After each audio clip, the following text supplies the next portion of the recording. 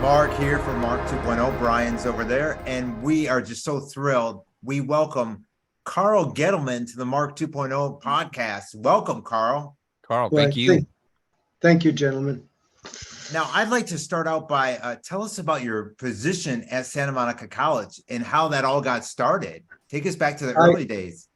I ran a computer lab, and it started, I guess, in late 89 or early 90 when it was still DOS-based computers. It went back to the days of Lotus 1-2-3 and DBase and WordPerfect, the very early days of computers. And I was basically managing the lab in the English department of the college. And then the whole thing evolved, like with the evolution of networks and eventually the internet being introduced, and it just burgeoned out into like, I started out with a lab with 30 computers. By the time I left, I had a lab with over 100 computers in the business department. And we had like several computerized classrooms that had about 40 computers in them. And we went from 3 applications to like about 80 applications that we were running on those computers, plus internet connectivity. And it was all networked together in a municipal area network. So it basically grew with the technology. Of course, at first I was sort of an expert when I got there. After a while, the people coming in there knew more about computers than I did. Was a very humbling experience there for me. How did you end up there anyway? Give us a little background. I came out to California after, I was selling local area networks under the Novell system in South Florida, where I am currently.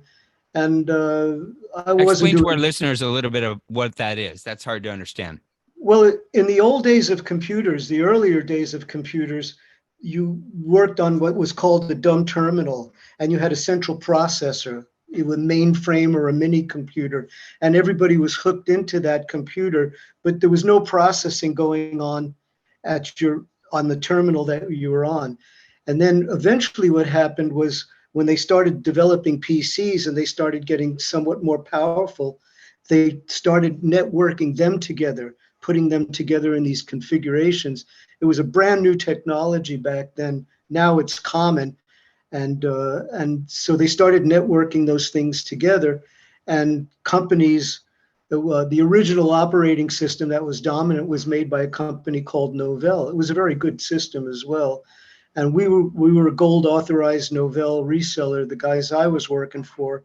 And I was with like a systems consultant. I configured systems for various companies, and then we bid them out. And then we lost the bid, and then I had to move to California because just one bid after another fell through. I was a spectacular failure at selling local area networks.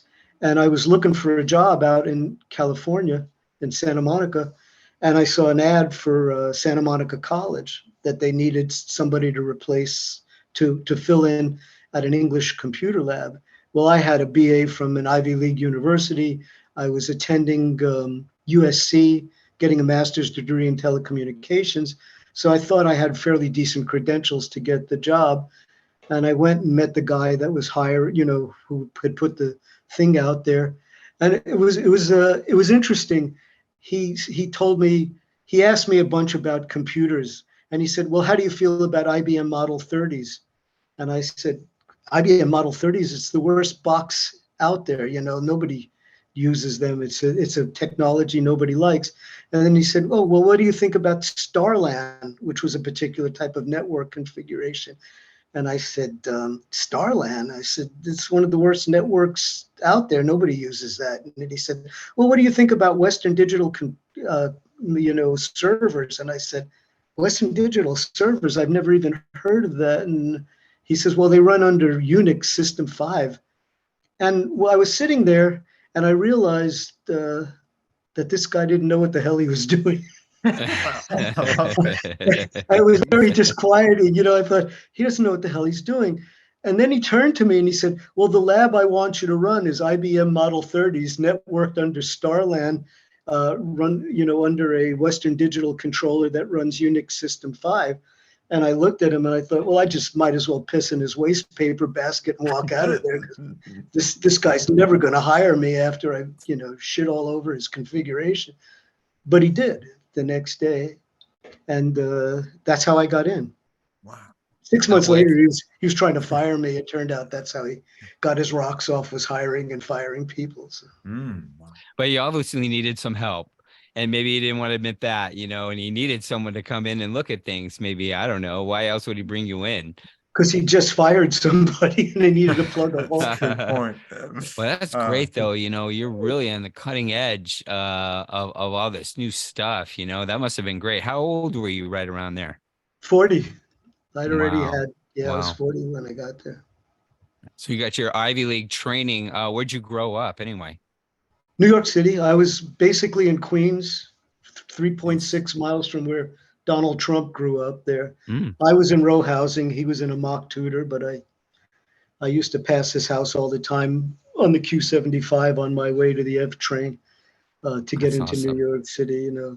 I was actually born on the Lower East Side of Manhattan, and I spent my first 6 years in the South Bronx. My father was from the South Bronx. My mother was from the Lower East Side. But I mainly grew up in Queens. Very nice. Now, when it comes to community college, what do you think is the purpose of community colleges and their role in education? I was going to ask you that because you went there.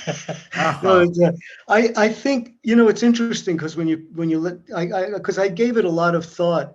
And there was a guy that I studied with at Columbia University named Robert Paul Wolff, very well known. Well, he's a philosopher. And he wrote a book once called The Idea of the University. And it was sort of like, what is higher education basically designed to do? What I like about community colleges, what I really did like about community colleges is it's open enrollment.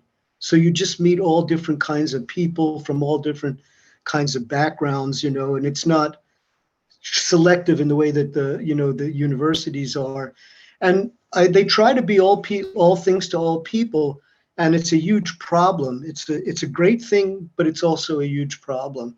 And that was what I saw when I came to Santa Monica College. The other thing that was unique about Santa Monica College, maybe not so much anymore, was they had a real visionary president, this guy, Richard Moore. And what Richard Moore had done was he figured that he could market the community college. He could market Santa Monica College overseas. So he started sending people to Seoul, Korea, and to Hong Kong, and to Tokyo, and all these other places, and marketing the college.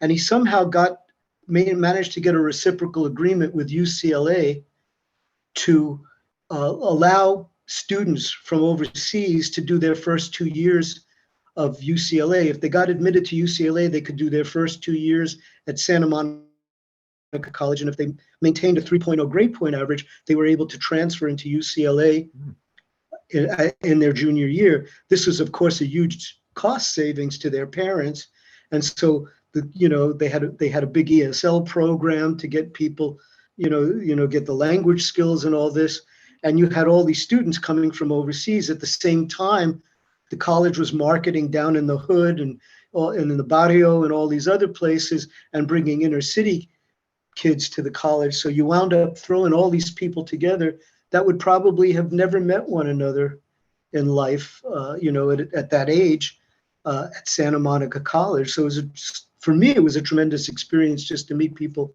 from all over the world. And the college just had a very wide variety. A lot of it was just a template of the university. And the instructors there were kind of the people that basically didn't want to be in the publish or perish environment of the university, or were incapable of either didn't want it or were basically incapable of being in the publish or perish, or hadn't made it to that. And so their function was strictly instructional. They didn't have to do a bunch of research and whatnot, which I thought was a good deal also. But it also meant that you had a very wide variety of instructors there. And then you also had instructors who were tenured faculty. They had to keep 50% of the instructors had to be tenured faculty. And then the others were adjunct faculty. They were called freeway flyers. they basically taught at a whole bunch of community colleges and took their courses on the road. So you had a very wide variety of disciplines and a very wide variety of instructors at Santa Monica College, and then all these different students. And it was it was just an interesting place, you know, it really was. Most definitely. Yeah. I remember I took state university classes here in Arizona, ASU classes, and then I took community college classes. And I got a lot more out of that personal touch. In retrospect, I really did enjoy the community college classes. I mean, I didn't do anything like clubs or events. Do they have a lot of things that can enrich a student's education, like clubs and events and stuff? They do to an extent, but you got to remember, nobody's living on that campus. People have long commutes if they're coming from a distance. There's a lot of traffic. The logistics are just, the logistics of the place were just a nightmare. And when you compound that with the fact that, like, when you have people who manage something like a community college, as management, they're not highly paid as managers are in the private sector. So people who really know how to manage things don't tend to gravitate toward a community college. And so you have all these laws that have been written to force community colleges to get input from the people that work there, staff, which is what I was, and also from their faculty. So the whole thing becomes this collaborative effort with all the grief that causes, but also all the correction that you get from it there, because it's much harder for them to manage by fiat, because they just, a lot of them were just people that weren't very good teachers and went into they went into managing the place. So you have, you had a lot going on there, it was a very complex institution. Yeah, it does sound challenging. So like, what about the students? What kind of challenges do they face, comparatively, and how can they be addressed? Well, first of all, I should ask you guys this: have you ever seen a job offer that required an AA degree? I mean, I've never seen anything where an AA degree suffice. So in a community college, that's all you're going to get. So people had to determine, is this a prelude to getting a BA and higher degrees, or is this going to be my whole educational experience? And a lot of the kids there, most people didn't transfer to 4 years. So the college was going to be it for higher ed. And a great deal of the teaching there was remedial, because a lot of people came out of the public school system. And I don't know what's going on, because I was educated in public schools, and I thought I got a very good education in public schools, but that was a long time ago. And I don't know what happened in public schools, but certainly the kids that I met there didn't seem to come out of the public school experience with a great deal of skill sets in terms of numeracy and literacy and the ability to write and communicate, and things that I thought were really vital. So a lot of the education there was actually remedial ed, was remedial education. I don't want to go off subject, but I heard someone say something interesting lately, that they said that everybody tells you to go and get that 4-year degree so you can get a good job, but all the skill-based jobs are really not, nobody's going to fill those, and there's just not enough, I don't know, people or something to get all of these. I mean, these 4-year degrees, sometimes they kind of teach you just nothing really that gets you a good job anymore. I mean, am I saying that wrong? What is your view tell me there? about it. I was a philosophy major at Columbia University. I was completely unemployable, anywhere when I got out, So I agree with you, and I do think that the primary focus of community colleges should be, educating them for the workforce. The colleges, at least where we were, and this makes for a lot of heterogeneity in the systems, like California Community College System, largest system of higher education in the world, enrolls about 2 million students, 115, 16 campuses throughout the state. So obviously, if you go up to a place like Chico and you go to Butte College, where the forestry industry is dominant, you're going to have a very different kind of a structure from a place like Santa Monica College or LAC LA Community College, or colleges in other places that have difference. So I always thought that there should be a big emphasis on voc ed and on giving them courses. For instance, I knew the woman that taught, say, court stenography. Very good paying job, difficult to learn, but something you don't need a great deal.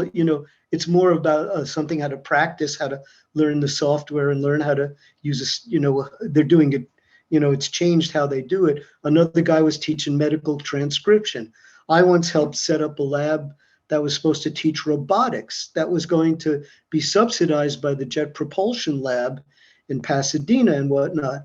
And and then they had a huge program in automotive technology that was teaching people how to do body work and mechanics, general mechanical skills.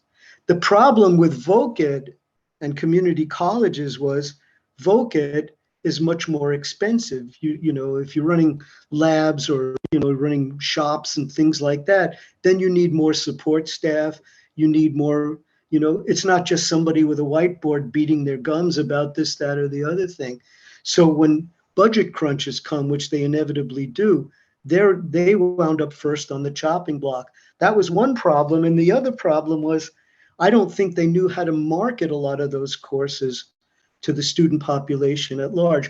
We never got we bought programmable logic controllers for the robotics lab, and I was looking for drivers for those controllers, and I thought, this is going to be great. People are going to learn how to do this. This is going to be something great for them.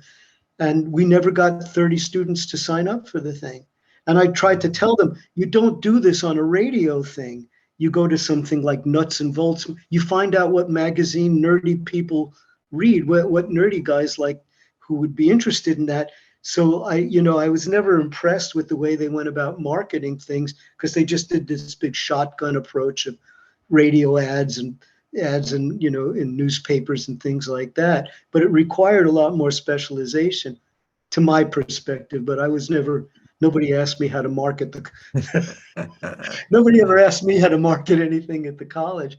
But I saw that. And for instance, another thing, say, Microsoft, there were no courses that would get you a Microsoft certification. A lot of people who want to go into software stuff, they need to get they're looking to get these various certs. I thought, well, why aren't we doing that? Why aren't we teaching people how to be electricians? Why aren't we teaching them how to breadboard and do electronics work? Why aren't we, these were all things we were capable of, and there was, but again, yeah. So in a nutshell, you're saying that more skill-based education is needed at the community college level. Yeah, absolutely. Because you in the post-Reagan era, when the whole union movement collapsed, they lost a lot of these apprenticeship programs. A lot of people don't have access to things like, in the trades. I mean, before I came to Santa Monica College, I spent maybe 20 years in the trades. I worked in the trades for a long time before I got there. And they used to have those programs. And then I guess they just felt they were too expensive to maintain, and their aspirations, people that run these things, sometimes they aspire to be a 4-year college rather than see their function as generally, something for voc. People come there because they don't want to have a McJob. They want to move up. They want to do something where they can get married or have a family and buy a house and do all these things. And it's being denied, I think, to a lot of younger people, and generating a fair amount of resentment. And I felt they really came up short with that, with marketing those programs and getting people into it and encouraging them to go down that path. On the other hand, I really do feel like people are woefully uneducated about how the American political system works and how it's supposed to function. And, I was an old student rad from the 60s.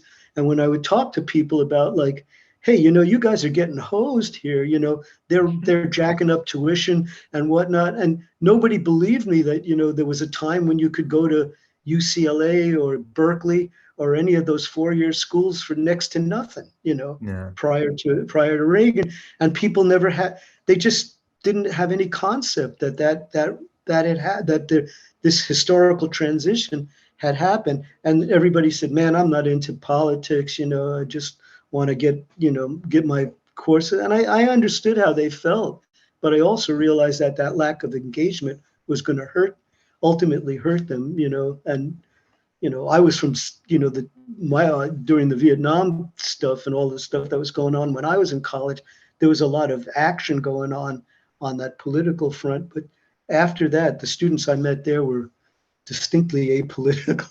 Right, just tired from the whole thing. I wish I had become political far younger than I did. I wish I'd become politically aware far younger, because when I was young, even up to 40, I didn't want to get involved either. So I kind of understand, but I wish I would have been smarter and got engaged, taking your advice at an earlier age and really got involved, because, it shouldn't take a war to engage people.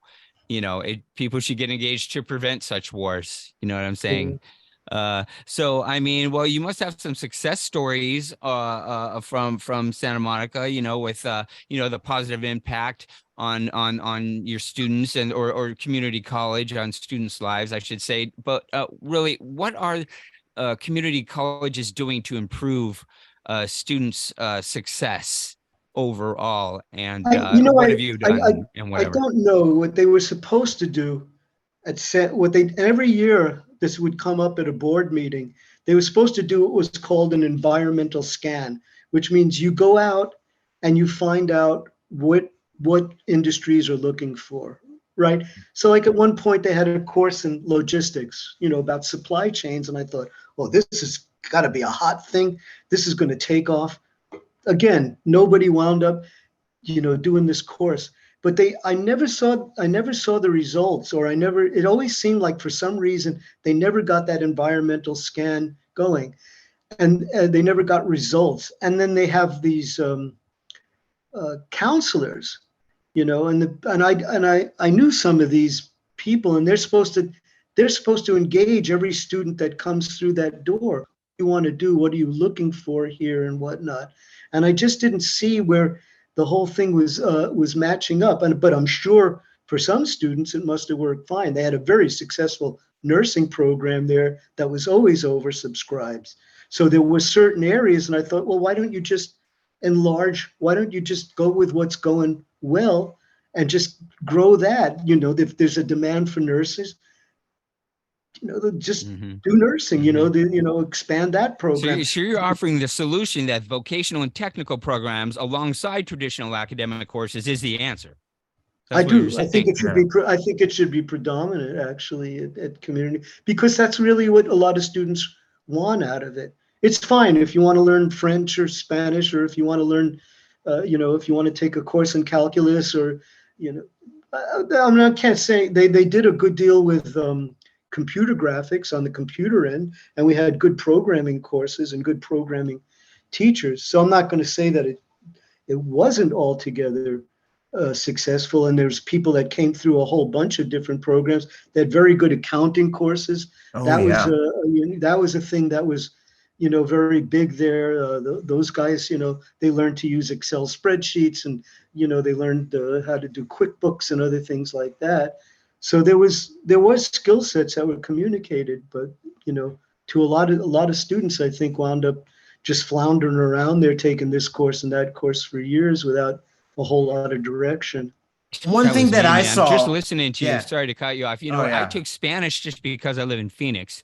I took other courses just because I wanted my prerequisites. I took other things because I was going to tack it onto a degree later. But like you're saying, I lack direction and stuff. And that's just very insightful. And I don't know why. I don't know. Maybe I just needed someone there to guide me a little better. Sorry, Mark, go ahead. No, I was going to say the one issue that I had is forcibly, having a curriculum where you would have to take X amount of sociology classes, X amount of this. And you are just so insightful, Carl. And just so you know, must have been after you left, they have about 5 or 6 computer labs over there now. They have a science lab. They have one on top of the cafeteria. They have 2 in the library, the business Yeah, I was there. department? I was there for all that. Yeah. Oh, I you was were there there. for all that. I Okay, was yeah. there for all that. I worked in all of them because everywhere I worked, I pissed somebody off enough that they transferred me to another lab to Hmm. piss some other instructor off about. I like In it. fact, when I first got there, there was this one guy teaching journalism, and he was such a blowhard, but he knew a great deal about LA history and whatnot. He'd been a working journalist, but he was one of these guys that just wants to, tell his war stories, And I looked at him and I'm thinking, Charlie, these kids, they're like 8, 20, 20, they're in their 20s. They don't want to hear your bullshit. They're worried about their own lives and their own careers and whatnot. And he was teaching this course in my computer lab and just droning on and on. And I would go to the back and people are playing video games and they're emailing one another and, watching porn, whatever. And I went up to the department chair and I said, listen, I run your computer lab downstairs and I just want you to know some people are lecturing in this lab. And I said, and computer labs are a terrible place to lecture because everyone's sitting behind a computer terminal and it's kind of a waste of using a computer lab. And I remember she's looked at me and she said, well, Mr. Gettleman, all I can say is this is our department's lab and we'll run it any way we see fit. Oh boy. And I was there one day when this guy was droning on and on. I mean, he would talk even when the classes changed and the next class came in. He wouldn't break his monologue, just continued. And I remember leaning over to some young woman there and saying, just think of this as the worst date you'll ever go on in your life. Oh gosh, Oh, no wow. kidding, right? Unbelievable. Unreal. Well, gosh, does the future look grim at Santa Monica, or? I don't know. Well, yeah, it's pretty grim now since COVID. Yeah. Everybody's been online. That was like another thing that my department, which was called academic computing, we were the most neglected part of the whole information technology stuff. All the resources and the money and the salary, all was going to like administrative computing, doing all the reportage and whatnot. And I kept thinking, we're the ones you should be supporting because we're the guys that deal with the students. And, and you're not helping us out very much. I used to have to buy things to use to, like USB sticks, like memory sticks, so that we could actually put software on the computers. They wouldn't even buy that for us. And we never got a salary raise. And we didn't even have to have a BA to work in those labs. And I thought, hey, you try to do what we do all day and see if you can install like 80 programs on a few hundred computers and see, create these images and multicast them out to these different computers. And they just looked at me like, we could replace you with students. And I thought, I don't think so. I thought, I don't think so. I think you guys are pretty ignorant, I mean, when I started there, it was like, well, you just put a little disk into a disk drive to load a program. But by the time I left, it was very involved doing, you had to multicast the thing, you had to construct an image, and then you had to rename all the computers and rejoin them to the domain. And the guy I worked with, who was this kid that came across the border from Guatemala, and he walked on water. He was just brilliant at what he did. Now he's practically running the college because he runs their Citric app. He does their virtualization for all the computers there. And so all the applications, he's in charge basically of delivering all the instructional programs to all the students that are sitting at home on a computer, because and they spent all millions. They raised like over $1 billion to build out that campus. I don't know when the last time you were there, but they built this giant STEM building that's just this monster, huge building. They've spent untold amounts of money on these buildings, and the place is a ghost town. So COVID really changed things around. I don't know what it's like at other community colleges, but I know it's Santa Monica because I live near there and I go over there from time to time. It used to be teeming with students. I mean, I used to love the place because I know what you mean. There was just so much life going on there. I know when I was there, when I was there, they had a lot of clubs. I was part of the Rotaract Club. I'm sure you've heard of it. That was a really good club. We did a lot of great things, but I was there when they had that active shooter. And I thought the college handled things really well. I mean, I was in the library the day before this active shooter came in and, you know, shot up the library. I mean, and I was living across the street. You're right about most people having to commute. I lived in an apartment across the street and it was basically like a frat house. That's how it was. Pickle and I'm sure you know that apartment complex. It's like right over there by Cloverfield. And it was great because you could just walk to class.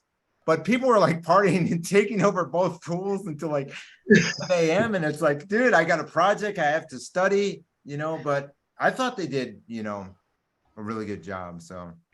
Well, you're super smart, Carl. What do you think the colleges should be doing that they're not doing right now? I think first of all, the environmental scan thing should be done properly. They should have a real sense. And I'm not sure, maybe some of them do. The Santa Monica is the only one I ever worked at. The other thing is they should be getting a lot more feedback from the people that work there. The one thing about staff, faculty, they come in when they have to teach, but they're not there. It's only staff, you know? And so these are the guys that clean up and take care of the grounds and do all the maintenance work and do the para-educational work and whatnot. They should be listening to what we had to say because we're the ones who saw the students and of course what the faculty had to say, you know. But the faculty is more, they're more self-interested in this and they're more looking out for themselves. I mean, everybody is basically looking out for themselves. So what they need to do is find the kind of leadership that really understands these kinds of complex things. They need a kind of managers. And what I had suggested to them, one thing is like Parkinson's law is really operational in places like community college in the sense that somebody gets a management job and the first thing they want to do is put another layer of management under them. And so you wind up with these hierarchies that I think are really counterproductive because it deals with, you know, you wind up with what's called dilution of responsibility. Nobody knows exactly what's in each person's bailiwick. So when I did construction, I don't know if you guys ever worked construction, but I used to be an estimator for a GC. I worked as I was a junior estimator for a GC. It was down here. And what we would do is we would take all the bids from subcontractors, and then we would throw like a 3% markup over all of that, which we called overhead and management. So my idea was, first of all, you need superior executive recruitment stuff. You need to spend a lot of time finding out, building a real good team of people that can deal with the kind of complexity of something like a community college, which is tremendous.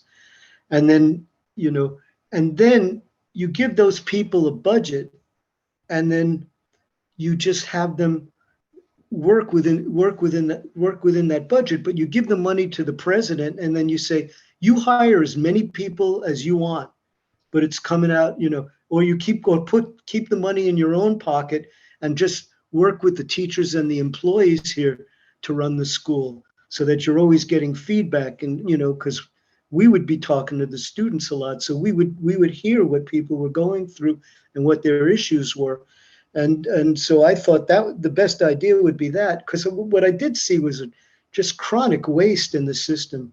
I couldn't believe the amount of litigation and the amount of money that was spent on consultants and this, that, and the other thing. And they also needed to do a lot to reduce the level of conflict that was going on there. There was these constant things with sexual harassment beefs and this and that and the other thing. So there was an awful lot of energy being dissipated in conflicts and adjudicating conflicts and whatnot, and I think detracted from the educational mission of the college.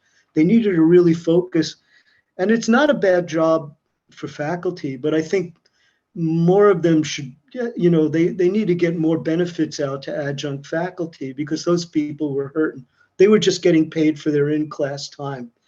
And they were, so if you make $60 an hour teaching a community college, but you spend 4 hours out, you know, you spend 3 hours outside of class, you know, generating curriculum, grading test papers, reading essays, this, that, and the other thing, you're not making very much money. So it's not, that you're not terribly incentivized to do that. But their thing was a big cost savings to offload that on adjunct faculty. So I think there's a lot of things they need to address at community colleges. But at best, it's just a very complex task. It just requires an awful lot of focus and concentration and ability to deal with a complex organization to improve matters at community colleges. But it does have to be student-centric. It can't be what managers want or what faculty wants or even what classified staff like myself wanted. It had to really start, they had to look at the students and what students needed and wanted. And one of the things that happened at Santa Monica, and this was a result of having people coming in, suppose you send your kid over from someplace, from China or Japan or Korea or Europe or Sweden or this, that, Russia or Kazakhstan or wherever, they were coming from all over.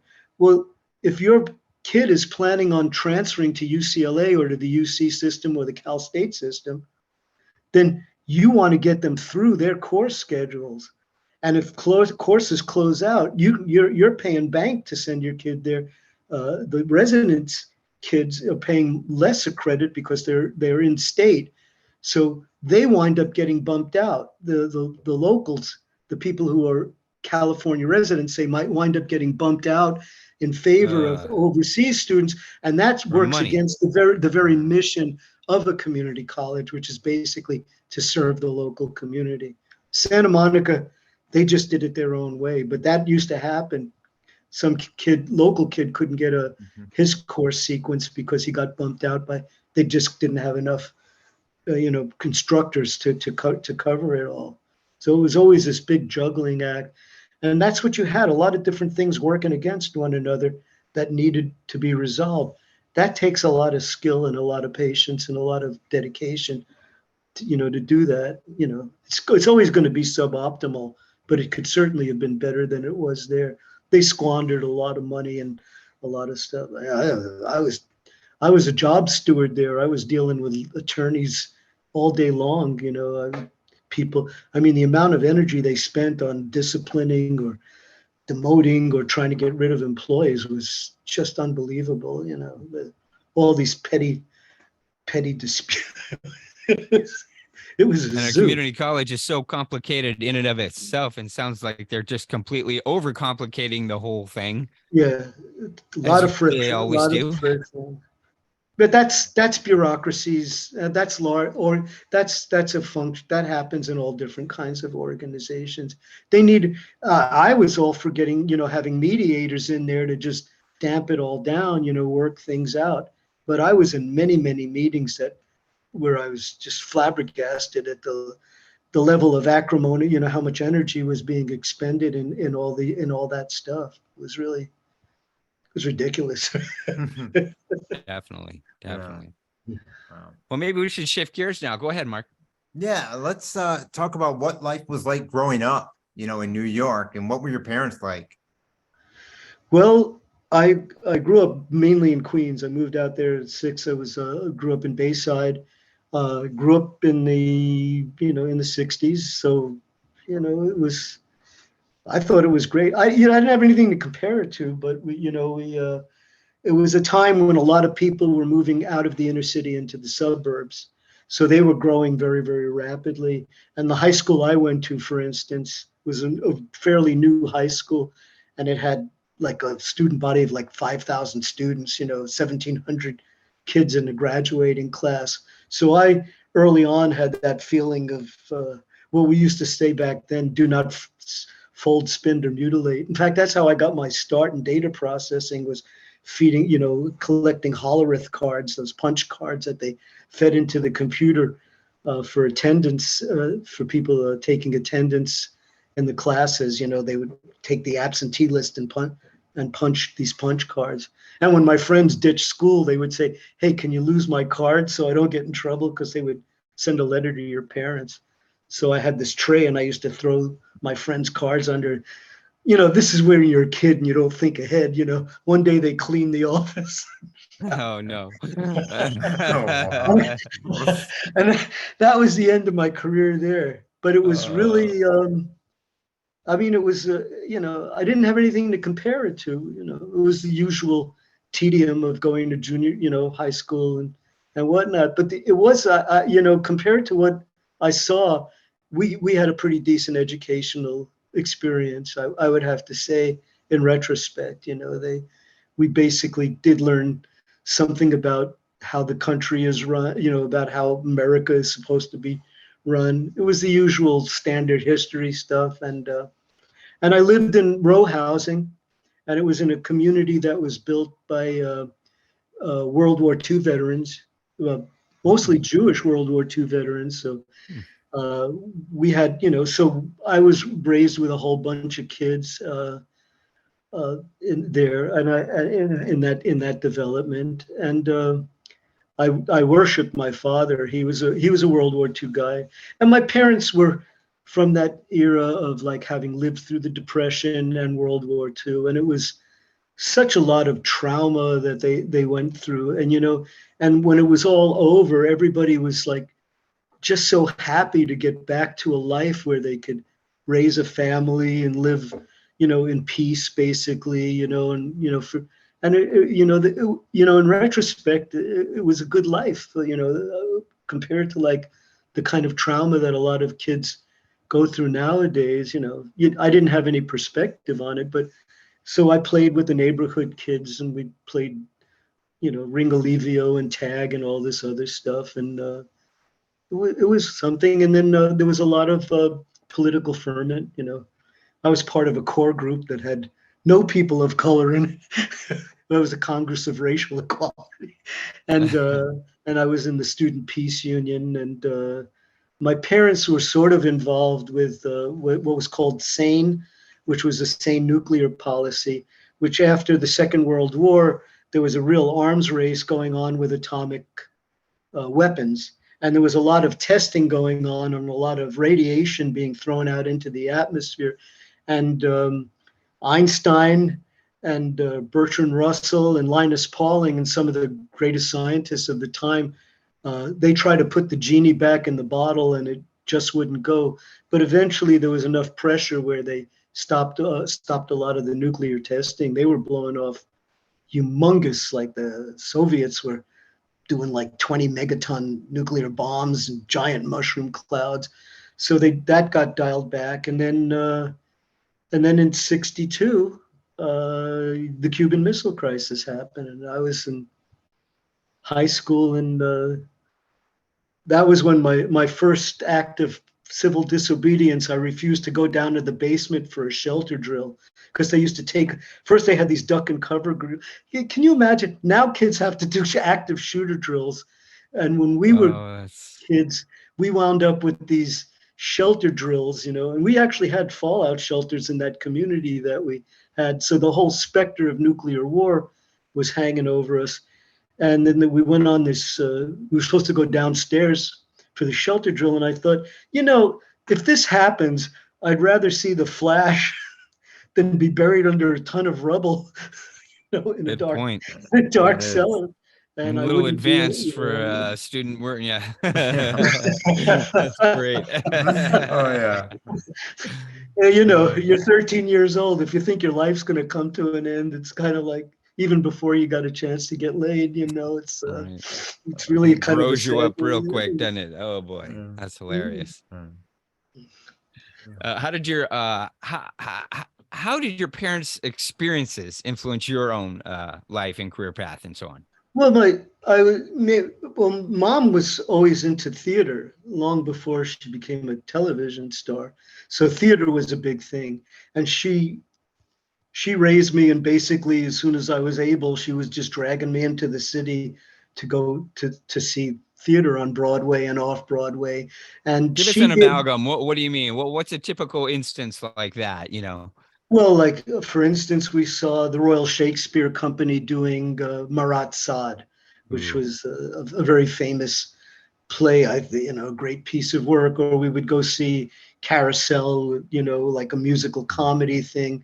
Or we would see a Tom Stoppard play, or, you know, it was a lot of theater. It was also musical theater and whatnot. My dad was into classical music, so he would take me to town hall to concert. I remember once he had a glass shop out on Long Island, and we used to work out in the cold. I used to work with him, and we did all these jobs. And in the wintertime it would be cold. And once we went to see Stokowski conducting Beethoven's Second Symphony and whatnot.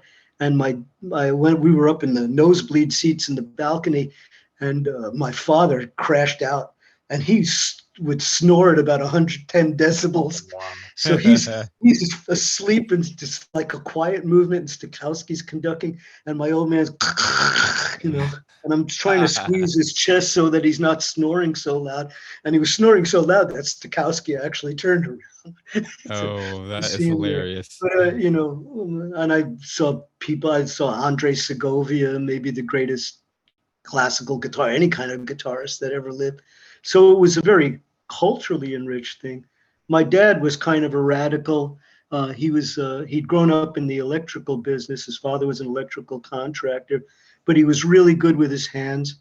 And my mother's father was a glazier. So he had a glass business down on the Lower East Side. And when she was pregnant with me, her father died. And my father took over the glass business and became a glazier. But he was very, very well educated. He went to City College in New York, and he was just kind of a polymath, just a brilliant guy. He fast-tracked his way through high school, and he was my world. And Mom got me involved, and she used to do this theater in the round. Have you guys ever seen theater in the round? It's where you don't have a proscenium stage. The theater is right down there with the audience, and the actors come in through aisles. They kind of, Okay. they make 4 quadrants out of the audience, and the actors come in through the aisles, but they're right on the same level. And it really is very challenging for an actor to do a role when the audience is right in their face. But that's the kind of work my mother did. And they did a lot of plays like Noel Coward and Arthur Miller and, kind of dinner theater stuff, Neil Simon and all this stuff. And I did one play with her, which was Arthur Miller's play called All My Sons. It was kind of the play that revived his career. This, I think, was before he married Marilyn Monroe. But it's a great play. It's like a classic Greek tragedy that's written in theater of verisimilitude style. So when I got to Columbia, I actually did study dramatic literature with a guy named Eric Bentley, who I think is probably the greatest critic, the greatest guy, academic source of knowledge about theater and whatnot. So I had a real background in theater. And my father did the lighting and did a lot of set design and whatnot for these productions. And they had a whole world of people who were involved in putting on these plays. And so she always did a lot of acting, and a lot of it revolved around theater. And and my father was he used to braze car parts together and make sculptures out of them, of like animals, and he was very talented at that. So it was, looking back on it, it was. It was like great parents, very artsy and fun. They were very artsy. Yeah. Yeah, but I mean, every day was like, it was like the honeymooners. It was like Jackie Gleason. Every day they came home, and great. Mom would be on the phone and talking to somebody, and Dad said, "Get off the phone," and then bam, they were off. Yeah, I don't know if you ever saw Annie Hall, but there's a scene in Annie Hall where they contrast going to his waspy girlfriend's house and how prim and proper everybody is, and then he flashes back to his family and everybody's yelling at one another. And that was what our dinner table was, this constant thing going on. Gosh. My dad always kid my mom about talking on the phone just like that, just exactly the same way. Yeah. Well, so what was the first thing that happened to your mom that was considered like kind of a big deal, a big role or something? That's when she got Torch Song Trilogy, Harvey Fierstein's play that went from off Broadway. He started out at La Mama ETC on the La Mama Experimental Theater on the Lower East Side, and that play went all the way up to Broadway and became just this huge hit on Broadway. And I think it was the most famous. It was kind of like the trials and tribulations of a drag queen. Funny nowadays how Yeah. the rights got into attacking Yeah. drag queens. So the play is about his life as a drag queen, and it was actually 3 plays put together, Torch Song Trilogy. So the first play is like it's a monologue of him, and the second play is him and this other guy, and it's a whole bunch of stuff about their relationship. But the third act is the act where Mom came in. She played his mother. And Harvey had such a great ear because he would put lines in her mouth that I could hear her saying to me, except it was in relation to his being a drag queen and his whole sexual thing, but it was, very similar to things I heard about, stuff that I was pulling with my girlfriends and drug use and all the God. 60s stuff I was going through. So it was just, and I think at the time it became probably the most famous gay. Before that it was Boys in the Band, but I think Harvey's play Torch Song was probably the most famous gay play out there. Maybe surpassed now by Angels in America, but certainly Torch Song was up there, and it was, I mean, they brought the house down every night. It was amazing. And that's when I came up to see it. I was living down in South Florida, and I came up to see it. And we went out on, to Charlie's in the theater district. And I swear to God, she walked in and people were like bowing. She was such a huge hit, I mean, It changed your lives quite a bit, huh? Oh yeah. That's when she got all the exposure that eventually led to her getting Golden Girls, was from doing Torch Song Trilogy. Wow. That's because everybody came to see that play, and she just nailed that part. I mean, it was really written for her. So Harvey knew her, so he wrote the part for her, and he really kind of understood her. He understood what kind of lines she would get, and they were, and she was really, it was really tough, the two of them, because he's pretty acerbic in his own right, and she was giving it back to him, and it was like sitcom gold, man. It was it was funny, it was touching, It was great. It was really quite a piece of theater. Yeah. And that's really what catapulted her. And then when they made the movie, I think it was actually Mel Brooks, who turned 97. Mel Brooks was interested in making a movie out of it, but he wanted to give the part to Anne Bancroft, who's definitely his wife and a monster actor. Was. And so Mom didn't get the part in the movie, and she and Harvey never spoke again. But she did some other movies. What? She did other movies though, right? Did I what? She did other movies, right? She did Mask, where she played Cher's mother. It was about that kid. I know. Yeah, so did I. Yeah. I forgot. So she played. Didn't have a big part in it. She played Cher's mother in it, and it was a small part. And Richard Dysart was her husband, and there's this scene where Cher gets into it with her father, and Mom's in this scene there, trying to, having seen this scene 100 times, is trying, is like, and she had this, and the camera focuses on her, and she has this pained expression on her face, and she turns to Cher and said, "He tried, honey," like, because he eventually he goes off on her, and then Cher just goes off on him. And I, the thing about Mom and acting was that she was always just a very careful observer of people, and always looking for something she could use, always observing people's behavior, and always trying to find. In fact, the character that she wound up playing on Golden Girls, I had a piano teacher named Buddy Jeezy that Mom got me to teach me piano until he realized I was hopeless, and then we just went out and played stickball. But Buddy wrote this play called, it was a musical called Down at Mahoney's, which was just like Cheers, right? And there was a part in it that was kind of like the Rhea Perlman part in Cheers. And Mom played this character, Rose. And she was an Italian, and she talked like, and when I saw her playing SophiaPetrillo, I thought, it's just like that character she played in Buddy's musical Down at Mahoney's, which I can't remember any of.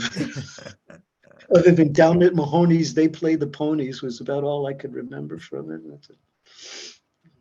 Well, give us a great story about when you were young. And so how old were you during the Golden Girls time? I was already grown up, Yeah. Golden Girls. Yeah. I was born in 49. Golden Girls, I think, got there in about 80. It was in the late 80s. So I was close to late 30s, early. And she was youngest of all the cast, right? Is that so? They were all the same. They were all World War II except for Rue. Huh. Rue is the only one who was younger. Okay. They were all World War II. Betty, wow. And they were all in the, they were all from the World War II, Depression, World War II women, which they almost never touched on at all, in the scripts. But that was the truth of it. But I guess they were supposed to be younger, and she was supposed to be older, and I don't know. Right. I never understood how people could buy into the idea that Estelle was a pure white wig. That's all. Big glasses. How could you possibly, I mean, she was like hours in hair and makeup to, she did a hell of a great job. Yeah, she it never stood the test of time. How long did that young go people on? like it. What? Even young people watch it, There's a cult. I mean, I don't know any other sitcoms that have generated a cult. They have conferences. My friend Amy wants to lead this cult. I know these people. It's wild. People still watch it religiously, and they just, there's a thing, we found that a lot of people like the older sitcom TV stuff because it's just gone. It's just gone now. So almost, it's just now everything is so politically charged. You can't say shit anymore. Pardon my French. I don't know. Except apparently on this podcast. Yeah, there you go. Yeah, you can say what you want right here, Carl. Anytime.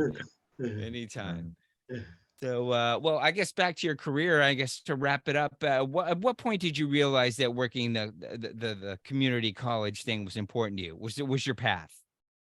What was what?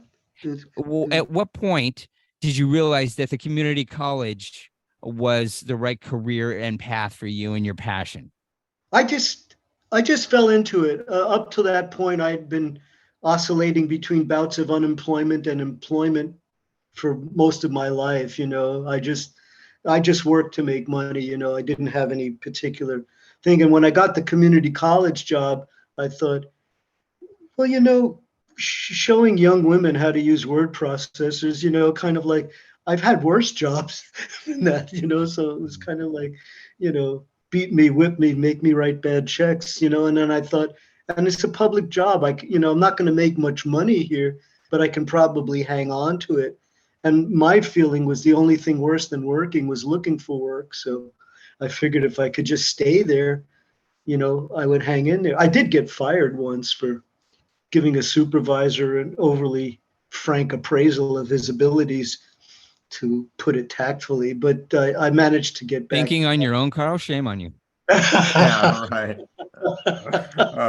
I don't think I'm friends with anyone who hasn't walked out or got fired. One or the other. They're both the same in my mind. You walked out, you got fired. I feel the same way. Yeah, I just used to be about 3 months was about all I could take, but once I got that job, I thought, I'm not going to do any. I was involved at that time in hawking a refrigerant recovery device. So I was working with an independent inventor about the time that the whole ozone depletion thing came, and it turned out that it was. I CFCs. remember that. They don't talk about that anymore. The whole well, they actually ozone. Remember that? They do somewhat. It's actually one of the few international environmental treaties, the Montreal Protocols, that has really had a pretty good effect. They really did bring it down by banning the targeted refrigerant, and we had a device that would recover it and recycle it. And we're like three hippies. We had no idea what the hell we were doing, but we managed to get a licensing agreement, and with a major automotive aftermarket company, which shall remain nameless. And everything that could go wrong with a business deal went wrong with that business deal. So it was a shame too, because it was really an ingenious invention. So I was doing that at the same time as that. And then eventually I wound up having a deal with Mom, kind of like fell, she kind of fell apart later after Golden Girls. She started losing it. So I was going up to her place a lot and having to deal with her issues and caregivers and all that kind of stuff. So What's your good son?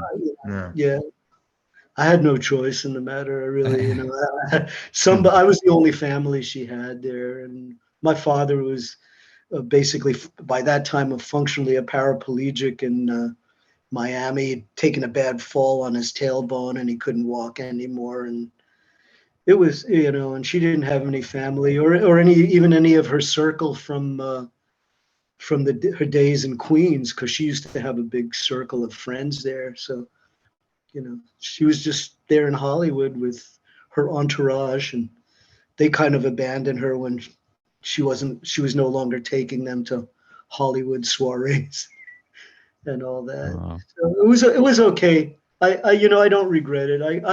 I got tired of working in that lab after a while, just going to the same place over and over again for such a long period of time. But, and then eventually got tired of the politics that I foolishly got enmeshed in. But it was an experience, and I got to meet a lot of young people. And I also kind of got old, and people, I don't know what it was, but people used to come by my desk a lot, and and I wasn't a faculty, so everybody could talk to me about whatever was, I wasn't judging them, I wasn't grading them and whatnot. I was just an older guy that they could talk to about this, that, and the other thing. So it was beautiful from that perspective, and I met people from all over the world. That was a good experience. But after a while, like, you get old, and people just like, when I first worked there, I was working with this guy who was 80 years old, and it's literally, he might have been even older than that. And he had a neck brace, and he was bald and walked with a cane, and he was very good at fixing COBOL and Fortran programs, but he was very hard of hearing and, pretty out of it. And I'm getting there myself. And I see him go out there in the lab, and, he didn't like students touching the printer, and he would wave his cane around and go, "Get away from the printer." And I would just see this look of horror, like you're 20 years old and this 80-year-old guy. But eventually I got to the point where people just like, "Whoa, don't deal with that guy. He's like, it's like grandpa." And and I just thought, it's time to leave. Let somebody else have a crack at this, So I left. Yeah, I miss the old days when you could physically wave your cane at people. Yeah, those were the days, guys. Can't do that shit anymore. I get mad. Yeah, Al's last day was really Al's last day. His last day was his last day. So what else are you gonna do? You're super smart, obviously, bro. What's your focus now? What's important to you? I don't really have any particular focus. I hang out I do spend way more time on social media. I've got, family and friends that I like to visit. The main thing I like doing outside is I used to do a lot of river running. I'm like too old to like, I used to do a lot of mountaineering, some rock climbing, but I'm just past physically. My risk profile has just come. Well, Carl, I've survived so many close calls now that I've taken my risk profile. It's like, all right. I should have known you were out there having fun all the time. I should have known it, dude, because even your career is riddled with things that are experimental, and nobody really knew what to do, and they failed miserably. But you were in there trying something new, so it's very in difficult things too. So it's actually really impressive. In my listening to what you, at least, the things you're trying to do damn near impossible things, and thank you. You guys are cool thing. You're very good. Yeah. But when I left New York, and I went off to Colorado. I got into the mountains, and then when I moved to South Florida, I got deep. I was into scuba diving for a while. So I've been very fortunate. It's been a real fun run so far. Right. Yeah. Well, I had a great time talking to you. So That did hour I. flew by, didn't it, Mark? Thank Jeez. Oh you. yeah. So do you want to give out any information in case any of our listeners might want to chat with you somewhere? Where would that be? I'm on Facebook, but I don't tend to friend people I don't know, because Hmm. then I don't know about good their point. lives, and I'm on Instagram. I use hype and geophobe there, because Mhm. that's somebody who has a fear of responsibility. So that's my I that's like my that. handle on So Instagram. do And I. I like that. what else? Where else am I? That's it. I'm on Twitter as Artful Codger. That's Yeah. Yep. Uh, Well, I'm the everybody, if you want to Artful listen to Codger Carl, on that's where he Twitter, is. Yeah. and I put stuff on in the Urban Dictionary under Cinecool. That's I use Cinecool on the Urban Dictionary, so I post Nice. stuff. But I don't know.